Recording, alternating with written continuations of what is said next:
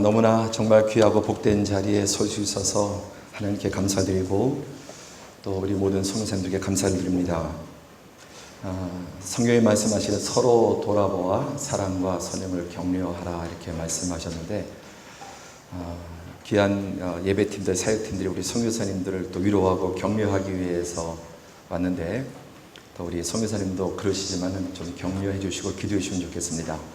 우리 이한진 밴드 정말 미션 밴드로서 전 세계 열방을 다니면서 주신 달란트 은사를 가지고 너무 아름답고 귀하게 섬기는 귀한 선교팀입니다. 우리 리더인 이한진 간사님은 한양대 또 서울예대 등 4개 대학의 교수예요. 교수로서 또 후학들을 가르치고 정말 우리나라 최고의 트롬보니스트입니다. 악기 가운데 가장 불기 어려운 악기가 쉬운 악기가 없지만 트롬본이 가장 어려운 악기인데 특별히 이렇게 브라스가 리더가 돼서 이렇게 밴드를 구성하고 또 더구나 선교팀으로서는 거의 유례 없는 독보적인 그런 팀이라고 생각합니다. 그리고 우리 멤버들 하나하나 우리 귀한 청년들 너무나 아름다운 또 주님의 자녀들이고 또 청년들이고 이 분야에선 최고의 또 엘리트들, 최고의 또 실력을 가진 그런 친구들입니다. 너무나 감사합니다. 근데 가장 중요한 것은 이 친구들이 저희 교회 일부 예배팀이라고 하는 거예요. 할렐루야. 예, 너무 자랑스럽고요. 이 생각은 막 교만기가 올라와서 근데 일부 예배가 이 팀이 이 정도니까 2부 예배팀은 얼마나 더 대단하겠습니까? 그렇죠? 우리 일부 예배팀이 정말 최고의 해마다 이제 자비랑으로 해외 선교를 1, 2차례씩 나가고 우리 2013년도에는 그 터키, 그루지아, 아제르바이잔 선교사님 연합수련회를 또 섬겼고 그다음에 2014년도 작년에는 북인도 지역의 선교사 연합회 또 인도 태국 치앙마이에서 또 섬겼습니다. 올해 6월 달에는 싱가포르에서 YM 고페스트 세계 한 24개국에서 모인 집회 또 팀이 섬기고 내년에는 이제 2016년 10월에는 전인도 선교사 한 600명 정도 선교사 수련회를 또 섬겨됩니다. 내일 함께 하게 될 백진주 교수님 또 스텔라 정말 이런 분들 세계 최고 수준의 정말 훌륭한 연주자들이고 믿음의 사람들인데 우리 자녀들도 함께 참여하면 너무나 또 은혜의 시간이 치유의 시간이 되고 또 도전의 시간이 될 줄로 믿습니다. 자, 또 이렇게 음향으로 수고한 언제나 뒷자리에서 가장 힘들게 해서 음향팀다운 박수 격려해 주시고 감사합니다. 예, 그리고 오늘 월요일에 쉬는 날인데 우리 교회 목회자들, 사역자들, 예배팀들 이렇게 와서 또 너무나 감사하고 고맙습니다. 우리 모든 섬기는 분들을 위해서 한번 선교사님들 축복해 주시면 감사하겠습니다.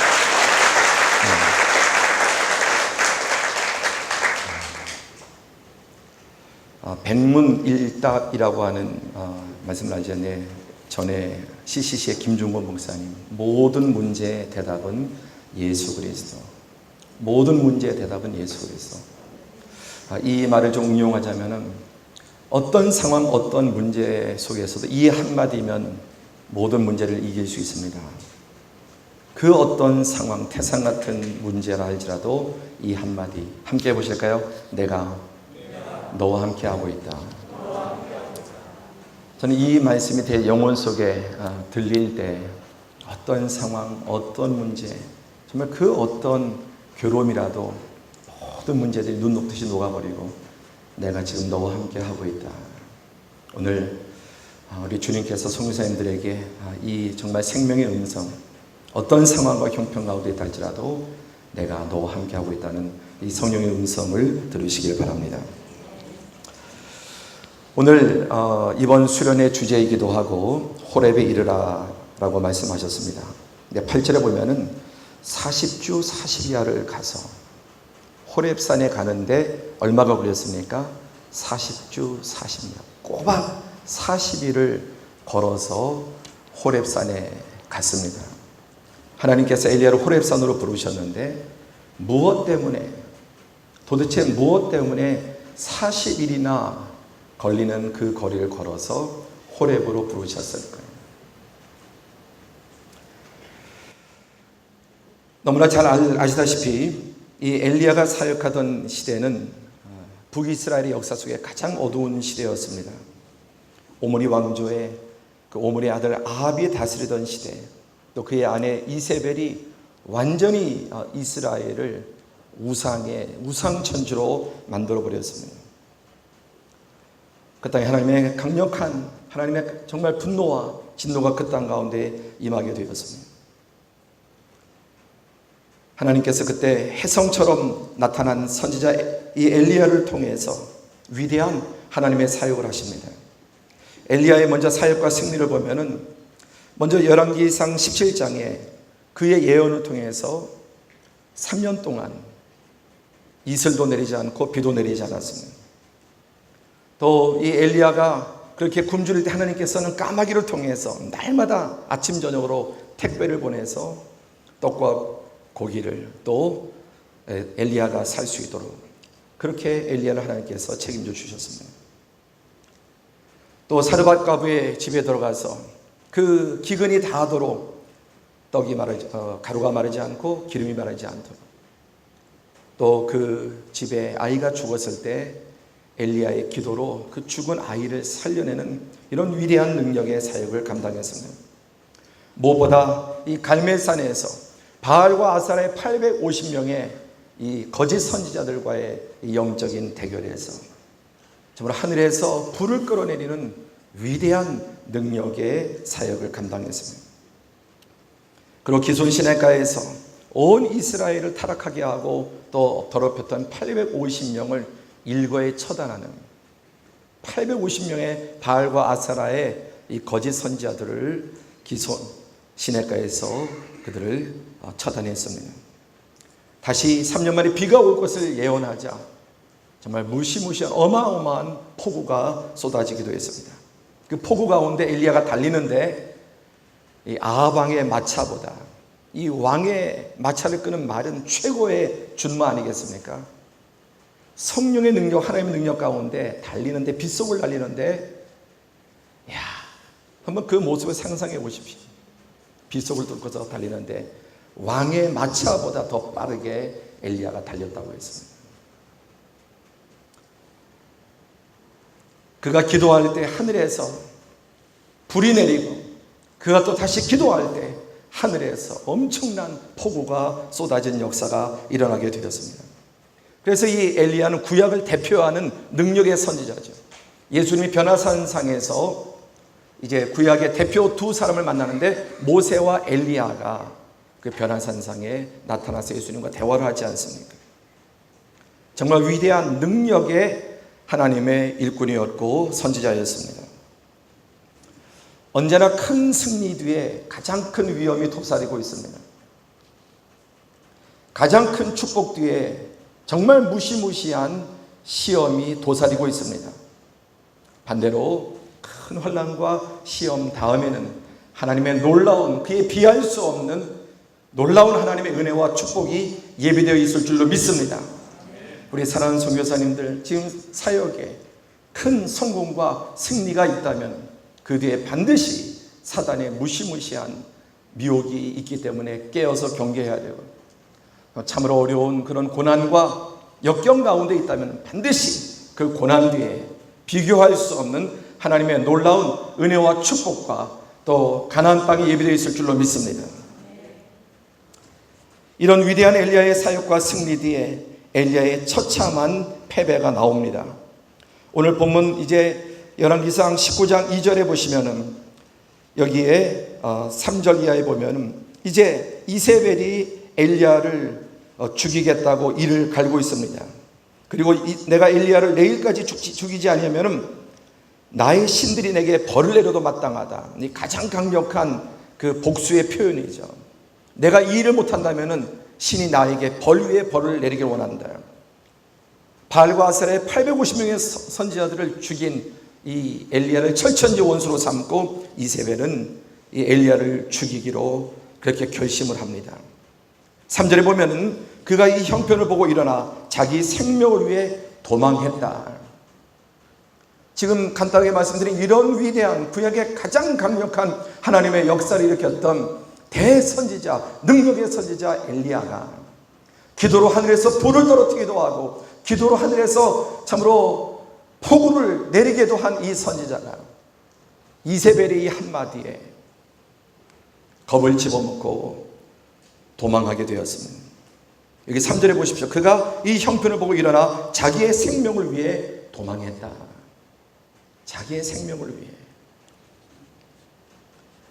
그리고 걸음아 날 살려라 36개 주랭랑을 쳐서 브엘세바 남쪽 광야로 도주를 했습니다. 그리고 4절에 보면 그가 자신은 광야로 들어가 하룻길 더 내려가서 노뎀나무 아래에서 지쳐서 뭐라고 말합니까? 자기가 죽기를 원하여 이르되 여호와여 넉넉하오니 지금 내 생명을 거두시옵소서. 내 생명을 거둬달라. 죽기를 원하였다 했습니다. 나는 내 조상보다 못한 자입니다. 전혀 엘리야가 생각지 못했던 그런 상황이 벌어졌습니다. 이 위대한 하나님의 역사, 불이 떨어지고 3년 만에 비가 내리고, 그럼 이제 바알과 아셀의 선지자들을 다 850명을 완전히 정말 싹쓸이하고 이스라엘이 완전히 변화돼서 돌이켜서 정말 하나님의 나라로 회복될 줄 알았는데 이제 모든 게임이 영적인 싸움이 끝났다고 생각했는데 왕후 이세벨이 이를 갈면서 엘리야를 죽이려고 작심할 때 정말 그 말 한마디에 너무나 초라하게 정말 깨갱하고 광야로 도망가 버리는 모습을 봅니다. 그리고 죽여달라. 내 생명을 거둬달라고 하나님 앞에 간청합니다. 갈멜산의 위대한 영적인 대승리, 그 전에도 없었고 후에도 없었던 850대 1의 그 갈멜산의 영적 전쟁에서 위대하게 승리한 하나님의 사랑, 바로 며칠도 되지 않아서 광야로 도망가서 죽여달라고 하나님 앞에 기도하는, 간청하는 그런 모습을 보게 됩니다. 하나님의 위대한 역사와 능력을 맛보고도, 역사상 그 누구보다 하나님의 위대한 능력과 또 하나님의 기적을 맛보고도, 자기를 통해서 이 위대한 하나님의 역사를 직접 자기 눈으로 보고 그 기도의 응답하심을 보고도 한순간에 이 엘리야는 완전히 정말 나락으로 떨어지는 모습을 보게 됩니다. 두려움과 낙심과 좌절. 이 엘리야가 그 엘리야가 맞는가?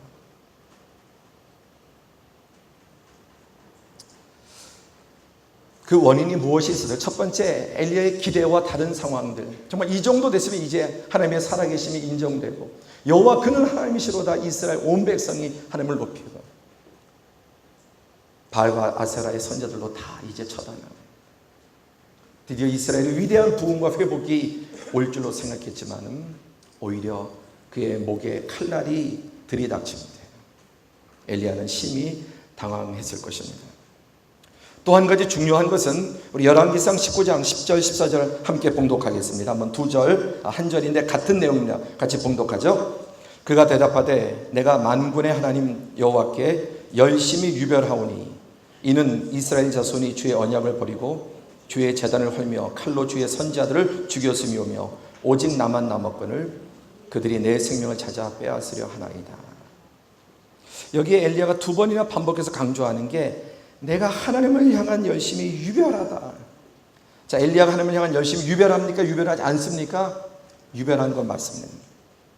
그리고 또 엘리야가 두 번 똑같이 반복하는 게 뭐냐면은 오직 나만 남았다. 나는 하나님에 대한 열심이, 헌신이, 충성이 정말 옛날 성에 특심하다 이렇게 표현되어 있어요. 새로운 성경에 이제 열심히 유별하다, 유난히, 그리고 오직 나만 남았다고 그렇게 고백을 합니다. 그렇게 생각을 합니다.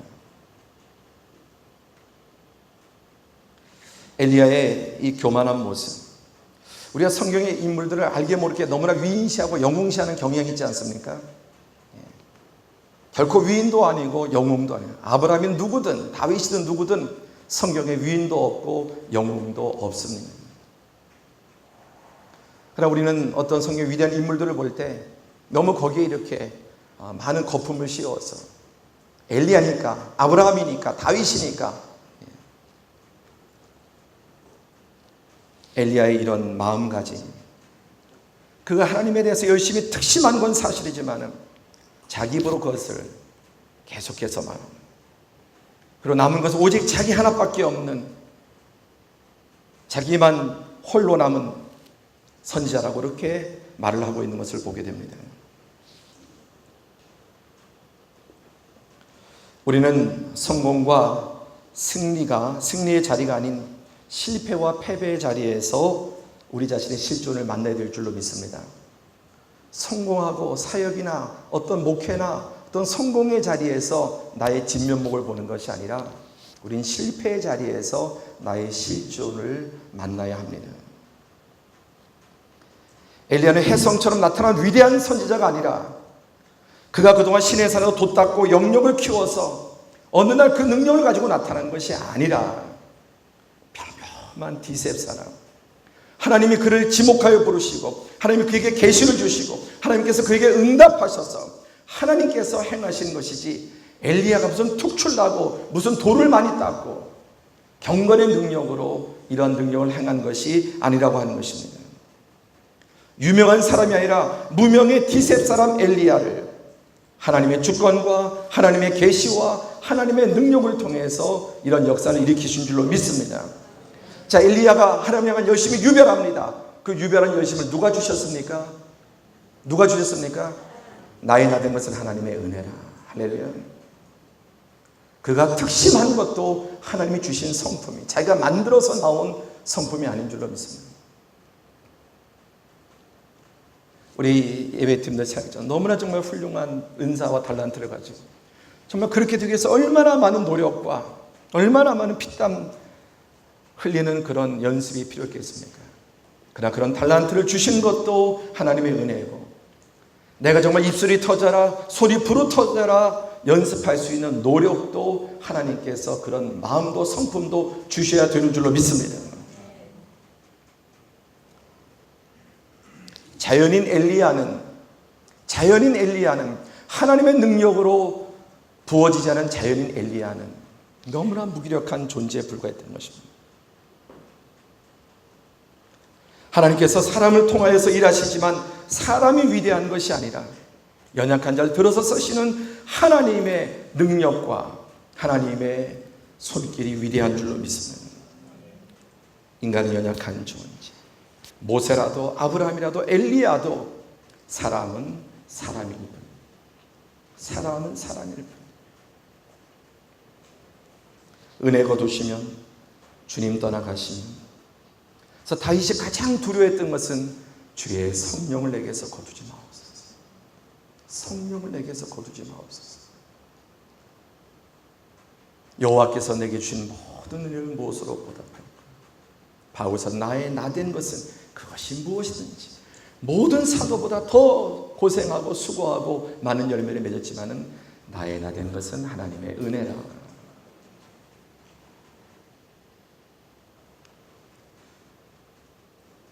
엘리야의 그 중심 속에 있는 인간의 본질적인 교만함, 그리고 공로의식. 우리가 하나님 앞에 다 내어놓은 것 같지만 우리 안에 도사리고 있는 이 공로의식이 전 참 내 안에 공로의식이 무섭다라는 것을 늘 이렇게 느낍니다. 마태복음 19장 27절에 보시면 함께 봉독하죠. 마태복음 19장 27절 다 함께 봉독합니다. 이에 베드로가 대답하여 이르되 보소서, 우리가 모든 것을 버리고 주를 따라 싸운데 그런즉 우리가 무엇을 얻으리까? 우리가 모든 것을 버리고 주를 따라 싸운데 그 보상으로 무엇을 얻을 수 있습니까? 모든 것을 버린 것을 강조합니다. 사실 겉으로는 이렇게 말을 잘 하지 않지만은 목회자들 또 선교사님들 워낙 버린 게 많잖아요. 그래서 그 중심 속에 공로의식이 있을 수 있다. 공로의식. 그래서 많은 선교사가 대하다 보면은 그 지역은 한국 선교사 거의 없는데 이제 들어갔습니다. 뭐 이런 이야기도 많이 하고, 아주 오지인데 이제 거기에 제가 이렇게 들어가고 아이들 학교도 어렵고 모두 어렵고, 도시 사역하지 않고 농촌 사역하고 원주민 사역하고 누구는 도시 사역하고 누구는 또 한인 사역하는데 뭐 이런 이야기들을 심심치 않게 들을 수 있습니다. 우리가 모든 것을 버리고 주를 따라 싸운데 그런즉 우리가 무엇을 얻으리까? 우리는 어떤 선교사님이나 목회자가 하버드를 졸업했는데 그만두고 목회자가 됐다. 특별히 선교사가 됐다. 서울대를 나왔는데 뭐 어느 대를 나왔는데 그런 분들이 다 내려놓고 선교지에 들어갔다. 좋은 직업, 좋은 직장 다니다가 다 내려놓고 내가 이제 선교의 길로 들어섰다.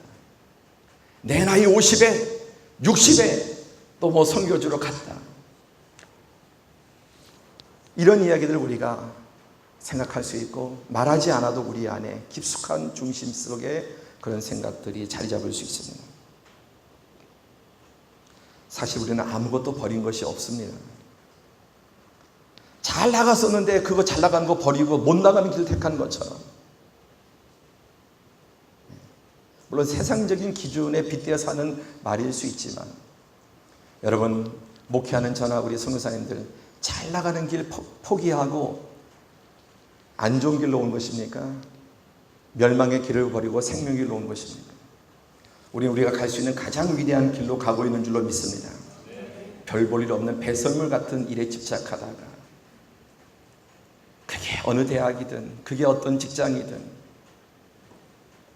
영원한 가치에 비교해보면 별 볼 일 없는 것에 매어 살다가 하나님의 은혜로 부름받아서 가장 위대하고 가장 가치 있는 일에 부름받았습니다. 할렐루야.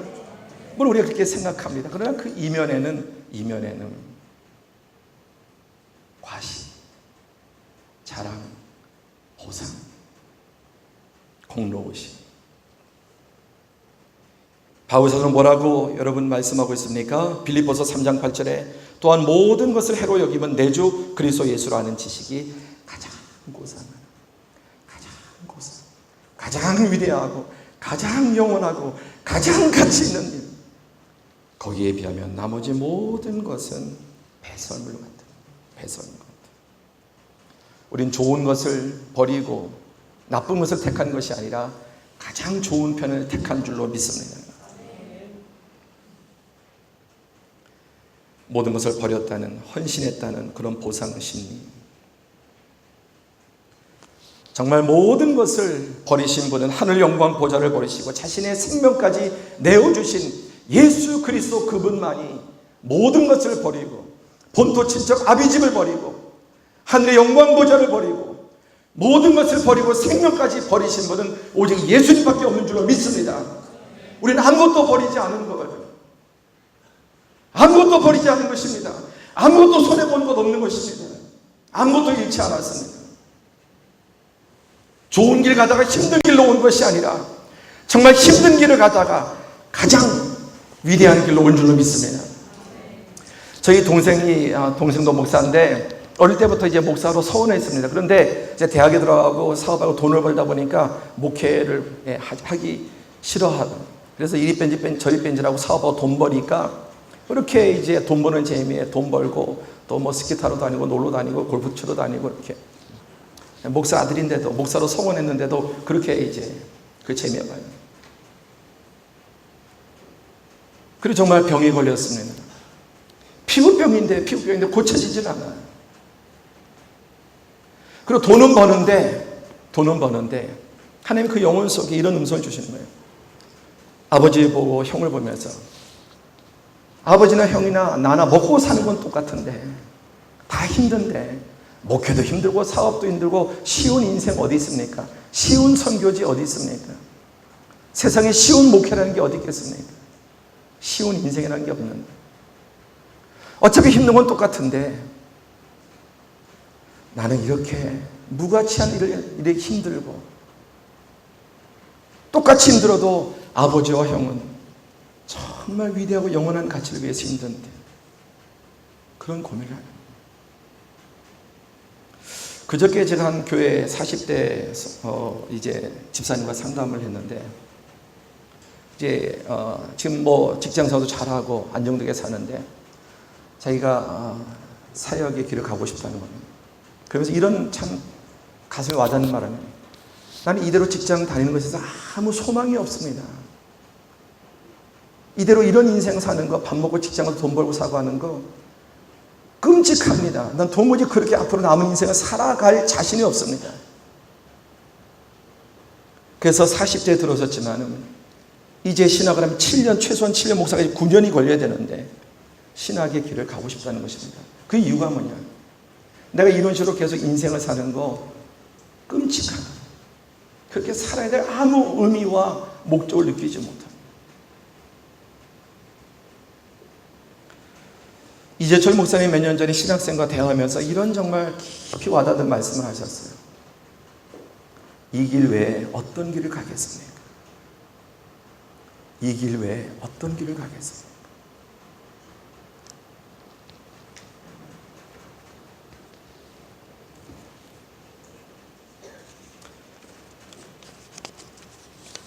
저에게도 늘 이런 공로의식입니다. 특별히 저희 교회가 좀 이렇게 하나님께서 선교의 은혜를 주셔서 선교하는데 열심을 내려고 합니다.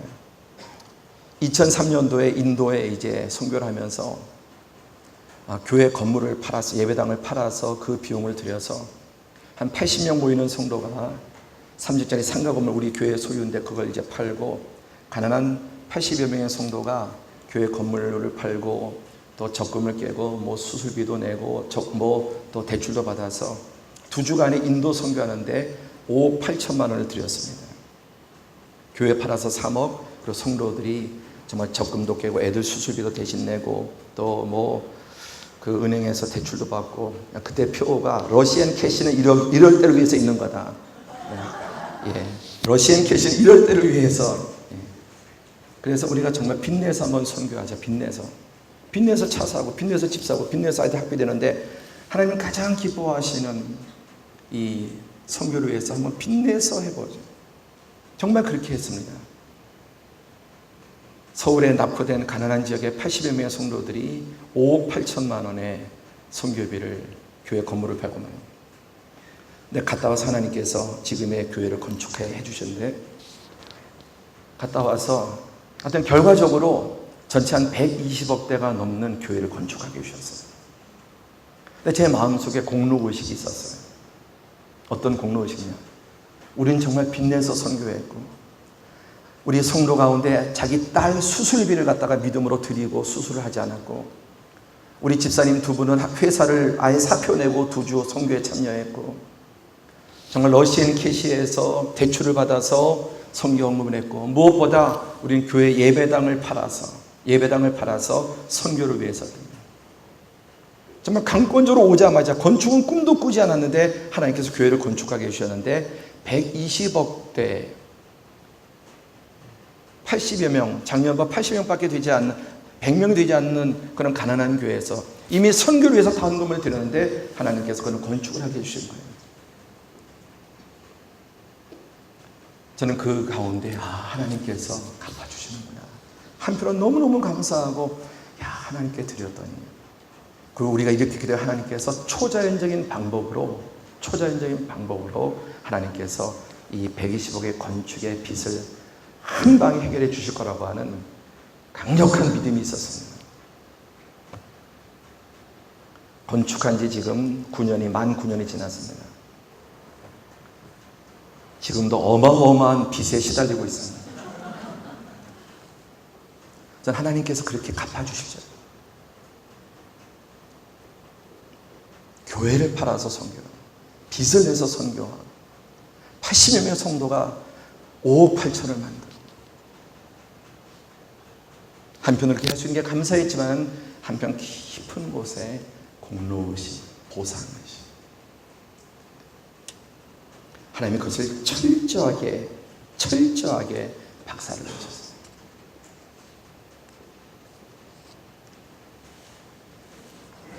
야고보서 5장 17절 함께 보겠습니다. 야고보서 5장 17절 다 함께 봉독하죠.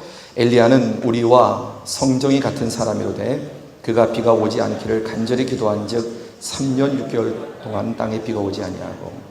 엘리야는 우리와 무엇이 같은 사람이라고 했습니까? 성정. 성정이 뭐냐 이렇게 NIV 찾아봤더니 A man just like us. just의 강점이에요. 우리와 똑같은 사람, 특출난 사람이야. 엘리야는 우리와 똑같은 사람. 아니 오히려 평균 이하의 사람. 신명기 7장 7절에 여호와께서 너희를 기뻐하시고 너희를 택하시면 너희가 다른 민족보다 수요가 많기 때문이 아니니라. 너희는 오히려 모든 민족 중에 가장 적으니라. 엘리야가 위대해서가 아니라 가장 작은 자. 이스라엘이 위대해서가 아니라 의로워서가 아니라 가장 민족 중에 작은 자였기 때문에. 그러나 기도한즉 즉 하나님께서 함께 하심으로 그가 신통력이 있어서 알아맞히는 것이 아니고 그가 무슨 돌을 닦아서 그가 무슨 영역이 있어서 죽은 아이를 살려내고 불을 내린 것이 아니라 그가 기도한즉 즉 하나님께서 역사하셨어. 하나님께서 일하셨어. 우리는 승리의 자리에서 하나님의 영광을 만나고 실패의 자리에서 우리 자신의 실존을 만나야 될 줄로 믿습니다. 그러나 하나님의 은혜를 베풀어 주십니다. 하나님의 은혜를 베풀어 주십니다. 이 엘리야를 리트리시키시기 위해서 호렙산으로 부르시고, 그리고 이 엘리야 큰 승리 가운데 교만해지고 공로의식이 가득하고 마치 자기의 능력과 자기의 경건과 자기의 힘으로 한 것처럼 내가 열심히 특출하고 나 혼자만 남아서 분투하고 그런 엘리야를 깨트리기 위해서 이세벨의 한마디에 광야로 도망가는 그런 자신의 연약한 모습, 그리고 죽여달라고 하는 이 말 속에는 엘리 하나님을 향한 항변도 하나님을 향한 불만도 가득 차 있었을 것입니다. 그러나 하나님이 엘리야를 어떻게 대하십니까? 우리 5절부터 7절까지 다 함께 봉독합니다. 5절부터 7절까지 시작. 노뎀나무 아래 누워 자더니 천사가 그를 어루만지며 그에게 이르되 일어나서 먹으라 하는지라. 본즉 머리 맡에 숯불에 구운 떡과 한 병 물이 있더라. 이에 먹고 마시고 다시 누웠더니 여호와의 천사가 또다시 와서 어루만지며 이르되 일어나 먹으라. 내 갈 길을 다 가지 못할까 하노라 하는지라. 이미 엘리야는 끝났습니다. 그러나 하나님은 끝까지 그를 데려고 하십니다. 함께 하죠. 하나님은 끝까지 끌고 가신다. 할렐루야. 엘리야는 여기에서 끝장났어요. 하나님 죽여달라고. 죽을 수밖에 없는 상황. 그러나 내가 갈 길을 다 가지 못할까 하노라. 하나님이 그를 택하시고 은혜를 주셨기 때문에 그가 연약해도 실수해도 때로는 교만해도 하나님의 은혜를 모르고 자기 공로의식에 보상의식에 빠져있다 할지라도 하나님 버리지 아니하시고 내가 갈 길을 끝까지 가도록 나의 달려갈 길 다 가고 나의 마지막 호흡 다 하기까지 붙들어 주시고 이끌어 주신 줄로 믿습니다. 먼저 하나님은 엘리야의 육신을 리트리시켜 주시는. 그래서 엘리야가 이렇게 말하고 얼마나 지쳤는지 완전히 골아떨어졌습니다. 완전히 골아떨어졌어요. 주님은 이 엘리야의 육적인 피곤을 아시고 그의 탈진을 아시고 그를 어루만졌다. 천사를 통해서 하나님께서 엘리야를 마사지해 주십니다. 저는 전신 마사지를 해주셨다고 이렇게 믿습니다.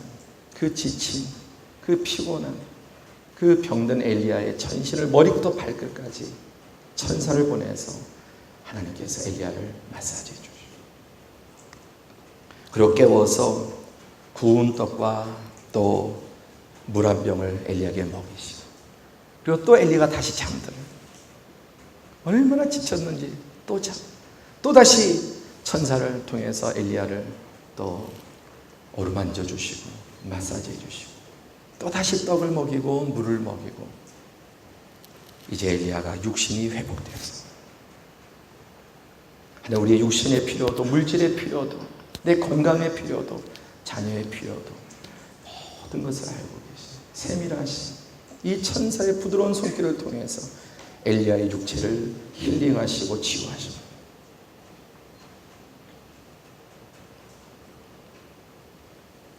그리고 이제 엘리야의 영을 회복시키십니다.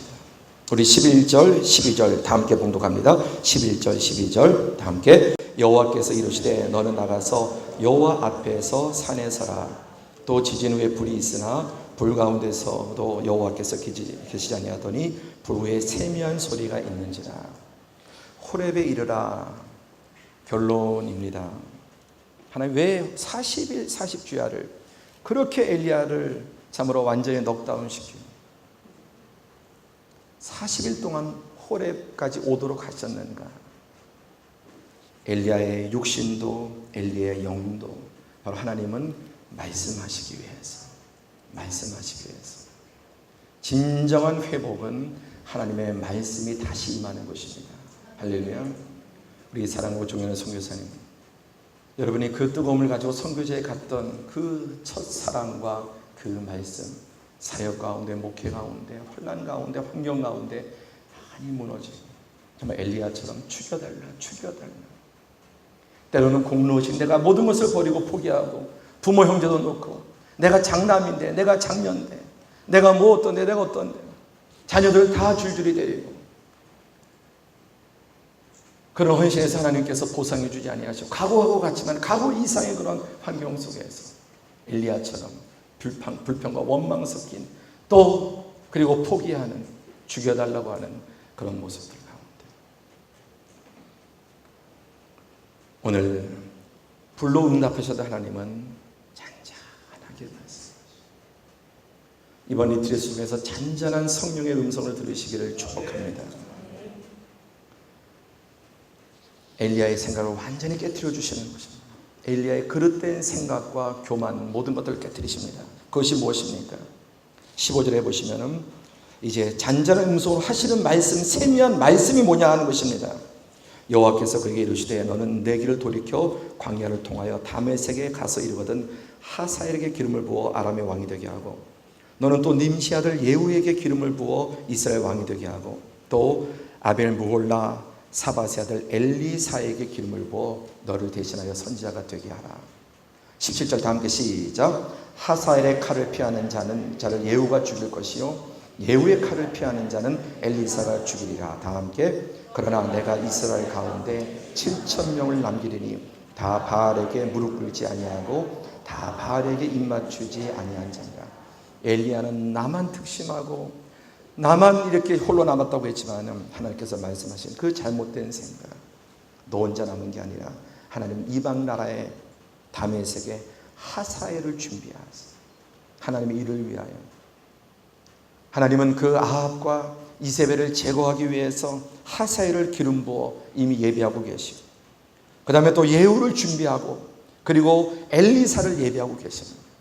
그래서 만약에 하사엘의 칼날을 피한다면 예후의 칼날을 피하지 못할 것이고 예후의 칼날을 피한다면 엘리사의 완벽하게 하나님은 하나님의 주권 가운데 하나님의 역사를 이루어 나가십니다.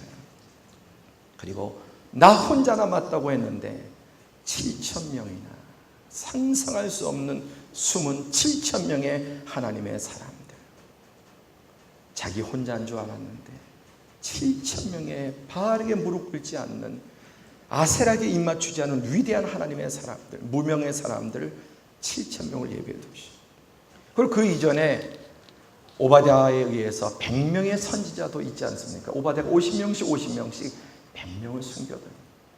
엘리야는 자기 혼자라고 생각했는데 하나님은 7,000명의 숨은 하나님의 사람, 100명의 선지자들, 그리고 마지막 남은 이 오므리 왕조를 하나님 완전히 심판하기 위해서 하사엘도 예후도 그리고 엘리사까지 준비하셔서 하나님이 이 모든 것을 이끌어 나가심을 말씀해 주신 것입니다. 우리 하나님의 말씀 두 구절 읽겠습니다. 정리합니다. 왕하 19장 31절 시작. 남은 자는 예루살렘에서부터 나올 것이요 피하는 자는 시온산에서부터 나오리니 여호와의 열심히 이를 이루리라 하셨나이다. 아멘. 여호와의 열심히 하는 것, 여호와의 열심. 또 이사야 9장 7절에 보면 만군의 여호와의 열심히 이를 이루시리라. 예수 그리스도를 통해서 결국 이 모든 것의 최후의 구원의 완성. 아니 하사엘을 피하고 또 예후를 피하고 엘리사를 피한다 할지라도 만군의 여호와 하나님은 그의 아들 예수 그리스도를 통해서 결국 하나님의 구원을 완전히 영원히 이루시게 되는 것입니다. 여호와께서 일하시는 것입니다. 쓰러지면 세우시고 새 힘을 주시고 다시 일으켜 세우셨어요. 엘리야가 들은 음성이 무엇입니까? 호렙산 가서 들은 음성이 무엇입니까? 엘리야의 리트릿은 하나님의 음성을 듣는, 내가 한다, 내가 한다, 내가 다 예비하고 있다. 오늘 이 음성을 들으시기를 주님의 이름으로 축복합니다. 예배팀 나오시고요. 한 가지 질문으로 마치겠습니다. 상어와 사자가 싸우면 누가 이길까요? 상어하고 사자하고 싸우면 누가 이길까요? 한국에 오래 안 계셔서 한국 물정 잘 모르시죠? 상어하고, 바다의 상어하고 육지의 사자하고 싸우면 누가 이길까요? 싸울 일이 없죠? 근데 만약에 싸우면 누가 이길까요?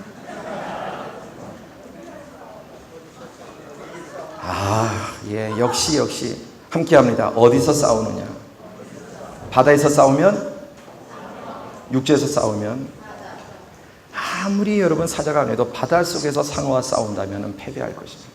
패배할 것입니다. 그러나 육지에서 싸운다면 상어가 어찌 사자의 상대가 되겠습니까? 제가 지금까지 목회하면서 52년 예수를 믿으면서 얻은 결론이 뭐냐면은 싸움을 어디에서 싸워야 되느냐, 이길 수 있느냐, 어디에서 싸워야 이길 수 있느냐, 어디에서 전쟁을 해야 선교에 이길 수 있느냐. 그는 신전에 가서 싸우고 사역지에 싸우는 게 아니라 말씀과 기도의 자리에서 전쟁해야 합니다. 말씀과 기도의 자리에서 전쟁해야 승리합니다. 그냥 목회자나 선교사님이나 너무 사역에 쫓겨다니고 사역 현지에서 백병전 벌이느라고 마치 사자가 물속에서 상어와 싸우는 것처럼. 얼마 전에 존경받는 여수은연교회, 저 이름이 비슷한데 여수은연교회 목사님, 정말 한국교회 존경하는 목사님 김정명 목사님 이런 말씀 하시더라고요. 한국교회 정말 성자로 불리는 조기 은퇴하시고 너무나 무소유의 삶을 사신 분인데 이런 말씀 하시더라고요. 다른 사람이 나를 갖다 이렇다 저렇다 얘기하지만 목회할 때 너무 목회하는데 바빠서 하나님을 만나지 못했다. 그런데 이제 은퇴하고 나서 이제 하나님과 동행한다 그러시더라고요. 너무 선교하느라고 바빠서 그게 다 주의 일 같은데 주님의 일이라고 영적 싸움을 싸우는데 정작 하나님을 만날 수 없는. 엘리야가 어디서 무너졌습니까? 하나님의 음성을 듣지 못해 승리에 취해서 생각지 못하는 역습 앞에 작은 역습. 사랑하는 선교사님들, 이번 리트릿을 통해서 우리의 싸움터가 어디냐? 선교지가 아니라 하나님 앞에 말씀과 기도를 붙잡는 그 자리, 말씀과 기도를 붙잡는 그 싸움, 그 전쟁터에서 실패하면 마치 바닷속에 끌려 들어가서 상어와 싸우는 것처럼 밥이 되고 말 것입니다. 하나님의 음성으로 우리의 전쟁터가 어딘지를 다시 깨닫고 말씀과 기도, 성령의 능력으로 승리하는 회복되는 선교사님들 되시기를 주님으로 축복합니다. 우리 함께 찬양하고 기도하겠습니다. 나를 지으신 하나님, 이가 하나님, 우리 좀 조명 좀 내려주시고 한번 하나님 앞에 뜨겁게